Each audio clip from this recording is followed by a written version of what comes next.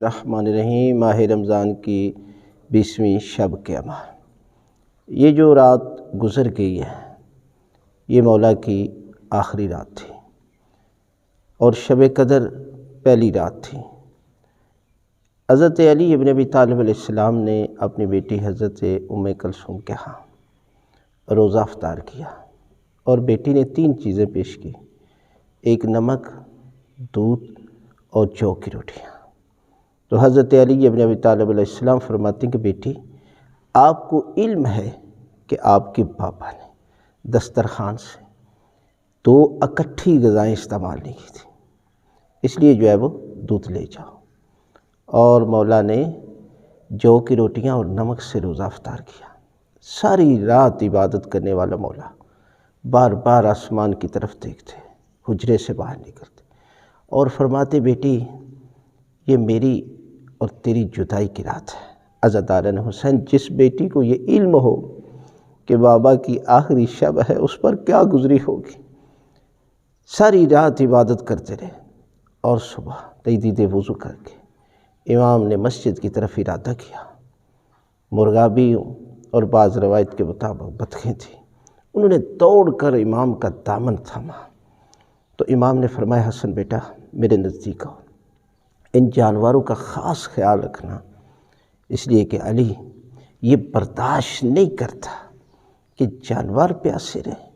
عزاداران حسین، میں عرض کرتا مولا آپ جانوروں کی پیاس کو برداشت نہیں کرتے، کاش کربلا میں ہوتے اور دیکھتے حضرت امام حسین علیہ السلام جانوروں کے لیے پانی نہیں، 6 ماہ کے علی اصغر کو ہاتھوں پہ اٹھایا، فرمایا فوج اشقیا، علی اصغر کی ماں کا دودھ خشک ہو گیا ہے، جو صاحب رحم اس معصوم بچے کو چند گھونٹ پانی کے دے۔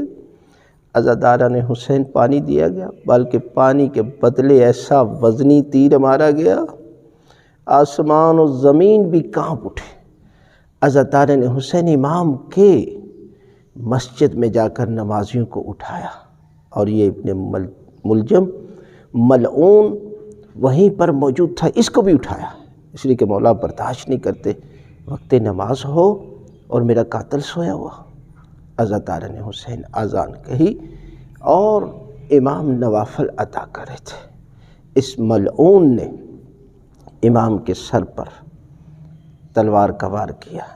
عزاداران حسین، وہ مولا کہ جو ہر میدان سے فاتح آنے والا مولا، لیکن کسی مقام پر یہ نہیں کہا فزت برب الکعبہ، لیکن آج جب سر سجدے میں ابن ملجم کا وار چلا تو امام نے کہا فزت برب الکعبہ، رب کعبہ کی قسم علی آج کامیاب ہو گیا۔ عزاداران حسین زخمی حالت میں جب صدا فضا میں گونجی قد قتل امیر المومنین، عزاداران حسین اس آواز کو کوفہ کی ہر مخلوق نے آواز کو سنا، لیکن جب زینب و ام کلثوم نے سنا، عزاداران حسین دوڑتی ہوئی امام حسن و حسین کے پاس آئی، فرمایا بھیا جاؤ مسجد میں پتہ کرو یہ کیا صدا ہے، یہ کیا آواز ہے۔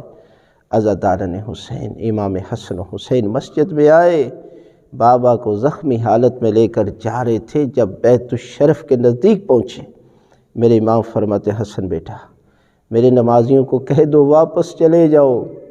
علی برداشت نہیں کرتا میری بیٹیوں کی آواز صحابیوں کے کانوں تک جائے۔ میں عرض کرتا ہوں مولا یہ 40 ہجری ہے، کوفہ کا شہر ہے، آج وصیت پر عمل کرنے کے لیے حضرت امام حسن و حسین موجود ہے، لیکن یہی کوفہ ہوگا 61 ہجری ہوگی، علی کی بیٹیاں اس حالت میں آئیں گی، سر پر چادر موجود، سر کے بال کھلے ہوں گے، رو کے عرض کریں گے بابا نجف دور نہیں، زینب کے سر پر چادر موجود۔ عزاداران حسین یہ مولا کی شہادت کیا یہاں زیادہ زیادہ اللہم العن قتلۃ امیر المومنین، مولا کے قاتل پر لعنت بھیجے، ابن ملجم پر لعنت بھیجے، بہت بڑا اجر و ثواب۔ لہذا 20ویں شب میں جو ہے یہ 8 رکعت نماز ہے، 2 کر کے آپ نے پڑھی ہے۔ سورہ الحمد کے بعد سورہ کوثر، کوئی بھی سورت پڑھ سکتے، دوسری رکعت میں سورہ الحمد کے بعد سورہ توحید کی تلاوت کریں۔ اس کا اجر کیا ہے، اس کا ثواب کتنا ہے؟